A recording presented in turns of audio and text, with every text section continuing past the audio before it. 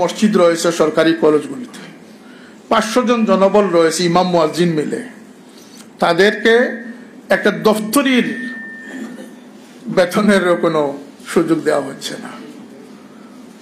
আজকের দাবির মধ্যে আরেকটি দাবি হচ্ছে যে তাদেরকেও সরকারি বেতনের অন্তর্ভুক্ত করতে হবে। এই সব নোট নিয়ে ইনশাল্লাহ কথা হবে। এদেশে ইসলাম আছে থাকবে, ইসলামকে সরানোর ক্ষমতা কারো নেই। কোন দেশ এদেশ থেকে ইসলামী অনুশাসন দূর করতে পারবে না। ইসলাম আছে থাকবে।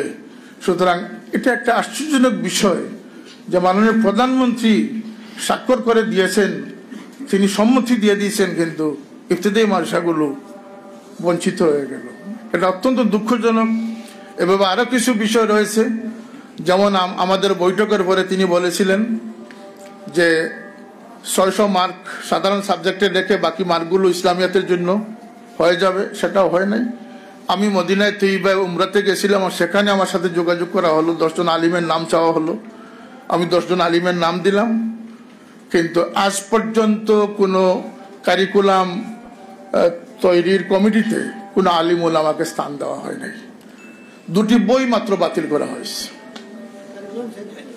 কারিকুলাম কমিটিতে আলিম ওলামাদের অন্তর্ভুক্তির প্রয়োজন আছে না? না। এবং আমার দাবি শুধু মাদ্রাসার ক্ষেত্রে নয়, এদেশের বাকি মুসলমান স্কুল পড়ুয়া, কলেজ পড়ুয়া ছাত্রদের জন্য আলিম ওলামাদের সমন্বয় কমিটি হওয়া প্রয়োজন, কিন্তু সেটা হচ্ছে না। এইভাবে অনেক দাবি আমাদের রয়ে যাচ্ছে, কিন্তু আমরা জানি না কেন এই সমস্ত হয়। ইনশাল্লাহ আপনারা দোয়া করবেন যাতে এই দাবিগুলো আমরা আদায় করতে পারি, আমরা যেন সঠিক জায়গায় সঠিকভাবে এই জিনিসটি উপস্থাপন করতে পারি, আর সেই অনুযায়ী আমরা এই বঞ্চিত স্বতন্ত্র ইবতেদায়ী মাদ্রাসার বিষয়টি, আরো বঞ্চিত মানুষ রয়েছে।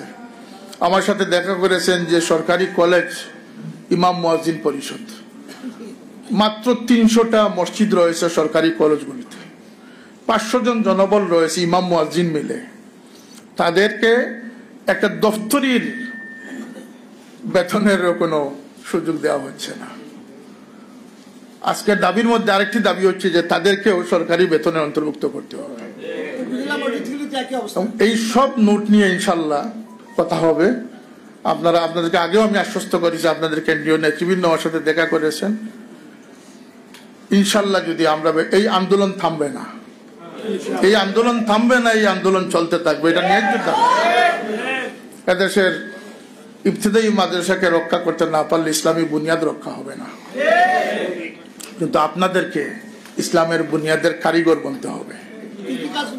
এই প্রত্যাশা আপনাদের কাছে।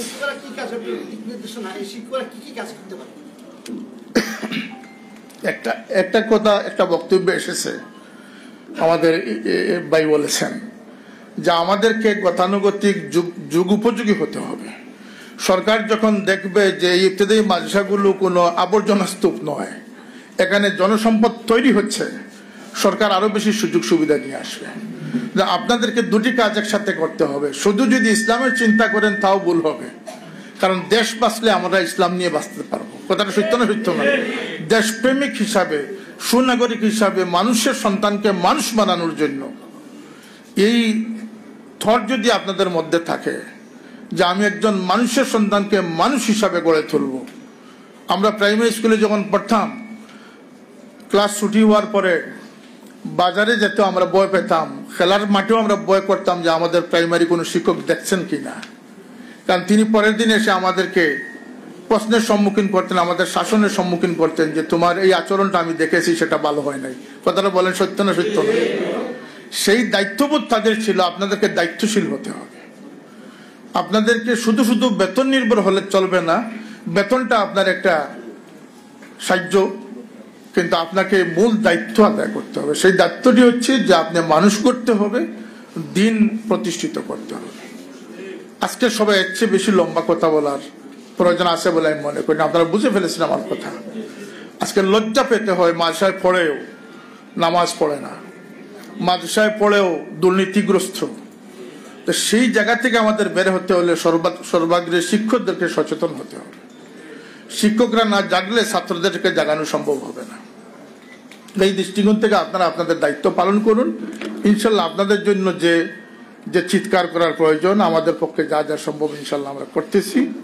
আপনারা একা নয়, এবং আপনারা বেতনের চিন্তায় আন্দোলন করতেছেন, আমরা দিন রক্ষার চিন্তায় আন্দোলন করতেছি। এই বিষয়ে বলা হয়েছে যে এখানে উপবৃত্তি দেওয়া হচ্ছে না, আবার টিফিন দেওয়া হচ্ছে না, মঞ্জুরিও বন্ধ। এই সবগুলো আমাদের আলোচনায় আসবে ইনশাল্লাহ। আমার কথাগুলো প্রায় আমি বলে ফেলেছি। আমরা এইভাবে আপনাদেরকে শুধু আজকের এই সভায় এতটুকু আমরা আশ্বস্ত করি যে ইনশাল্লাহ আপনাদের দাবি বাস্তবায়নের জন্য আপনাদের সাথে আমরা মাঠে আসি, আপনাদের সাথে আসি এবং থাকবো। কারণ আপনাদের এই দাবিটা ন্যায্য, আপনাদের পাওনা, আপনাদের হক এটা। আর এই দাবি আদায়ের মধ্য দিয়ে শুধু আপনাদের বেতনের ব্যবস্থা হবে সেই চিন্তা আপনারা করবেন না, আপনারা মানুষ গড়ার চিন্তা করবেন, দ্বীন ইসলাম প্রতিষ্ঠার চিন্তা করবেন। ইসলামী তহজিব তমদ্দুন নষ্ট হয়ে গেছে, আদব নষ্ট হয়ে গেছে, আখলাক নষ্ট হয়ে গেছে। টাইটেল পাস একজন ছাত্রকে যদি জিজ্ঞেস করেন যে কবর কিভাবে হবে, হাসরের দিন কি হবে, বলতে পারে সে ওই দিকে নাই। ফেসবুক নির্ভরতা যত বেশি, ফেসবুক যারা ব্যবহার থেকে বিরত থাকার কথা তারাই সবচেয়ে বেশি ফেসবুক ব্যবহার করে। সুতরাং এই ইউরোপ আমেরিকাতে গেলে মানুষ ফেসবুকের ব্যবহার খুবই কম পাওয়া যায়। এমনকি যিনি ফেসবুক আবিষ্কার করেছেন তার সন্তানরা ফেসবুক থেকে মুক্ত। কিন্তু আমরা ফেসবুক দিয়ে তাদেরকে crore crore million trillion dollar দিচ্ছি।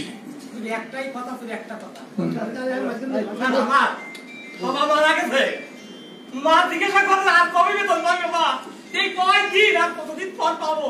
এই আটটা আমার মা এখনো পর্যন্ত বাবা তুই কত কাজ বিনা বেতনে। আমার মাথা উবৃত্তি ভাই, আমার মাথা বই ভাই, আমার বোর্ড পরীক্ষা শান্তিতে তার কলেজে বিল ভাই, কিন্তু আমরা আদর্শ বেতন পাই না। তাই এই বেতনটা কতদিন? যাই হোক, আমরা অত্যন্ত জোরালো ভাবে আজকের এই গুরুত্বপূর্ণ সভা, যে সভাটি ইসলামী শিক্ষা উন্নয়ন বাংলাদেশ আহ্বান করেছেন, তাদেরকে আমরা ধন্যবাদ জানাই। আমরা আমাদের শিক্ষা ব্যবস্থা কারিকুলাম তৈরিতে স্বতন্ত্র ইবতেদায়ী মাদ্রাসার মঞ্জুরির ক্ষেত্রে আমরা সরকারের কাছে আমাদের ন্যায্য দাবি পেশ করলাম। আমরা আশাবাদী সরকার আমাদের এই দাবিকে যথাযথভাবে বিবেচনায় নিয়ে পূরণ করবেন। আর যদি সরকারের মধ্যে প্রধানমন্ত্রীর আড়ালে যদি কিছু করার চেষ্টা করা হয় বা কোনো বিদেশি শক্তির চাপে পড়ে দিয়ে আমাদের উপরে এই খড়ক চালানো হয়, তাহলে মনে রাখবেন যে বিদেশ আপনাদেরকে বাঁচাতে পারবে না, এই দেশের মানুষ আপনাদের জন্য আপনাদেরকে বাঁচাতে পারে, বিদেশ আপনাদেরকে বাঁচাতে পারবে না। এদেশের জনগণ, এদেশের শিক্ষকবৃন্দ অতি সম্মানী পেশায় নিয়োজিত। তাদেরকে তাদের পেটে লাথি দিয়ে কোনো উন্নয়নের দাবি করলে সেটা একটা ভুল দাবি ছাড়া আর কিছু হতে পারে না। শিক্ষকদের পেটে লাথি মেরে এই দাবি করার কোনো অবকাশ নেই। সুতরাং আমরা আজকে দাবি পেশ করলাম, ইনশাল্লাহ ধৈর্যের সাথে আপনারা আপনাদের ন্যায্য দাবি বলা হয়েছে আপনারা ফেসবুকে শেয়ার করবেন, আমাদের ইলেকট্রনিক্স মিডিয়া, প্রিন্ট মিডিয়ার সাংবাদিক বন্ধুগণ এটা জাতির সামনে তুলে ধরবেন, সরকারের নজরে আনবেন, গোয়েন্দা সংস্থাগুলো তাদের নজরে আনবেন। এই দাবি আমরা বলে গেলাম। বাস্তবায়ন বা বাস্তব ক্ষেত্রে যা যা করার ইনশাল্লাহ আমরা করব, এবং সেটা 10-15 দিনের মধ্যেই একটা আমরা ইনশাল্লাহ বিষয় আমরা করব। আমরা সচেতন হতে হবে আমাদের পরিবার পরিজনকে নিয়ে, আমরা যাতে একটি সমৃদ্ধ সংসার, ইমানি জিন্দেগি, আমাদের গড়কে যেন ইমান দ্বারা আমরা রোশন করতে পারি, সেই চিন্তা বিবেচনার থেকে কিন্তু আমরা চলে যাচ্ছি। আমরা হারাম হালালের চিন্তা থেকে চলে যাচ্ছি। আমরা রাতকে দিন বানাচ্ছি, দিনকে রাত বানাচ্ছি। আমরা বেজাল খাদ্য খাচ্ছি। আমি প্রধানমন্ত্রীর সামনে বলেছিলাম যে আপনি ডিজিটাল বাংলাদেশ এই দেশ বানাতে পারবেন না, এখানে বলতে আপনার খাদ্যের মধ্যে 80% ভেজাল মিশ্রিত খাদ্য এখনো বাজারে মজুদ রয়েছে। তিনি হাত দিয়ে নোট করছেন আমার কথাগুলো। আপনার সমস্ত কোর্ট কাছারি আদালতে মানুষ ঘুষের হয়রানির শিকার হচ্ছে, মিথ্যা সাক্ষ্য চলতেছে। এটা উন্নত বিশ্বের দেশ কখনো হবে না, তিনি স্বীকার করেছেন। আমি সব জায়গায় এগুলো বলতেছি না। আপনাদের প্রতি আমার শেষ কথাটি হচ্ছে, শুধু ইসলাম করলে এ দেশ থেকে আপনাদের এ দেশের সাথে আপনাদের দূরত্ব বেড়ে যাবে। আমরা শুধু মুসলমান নয়, আমরা এ দেশের নাগরিক। কথা ঠিক না? ঠিক না?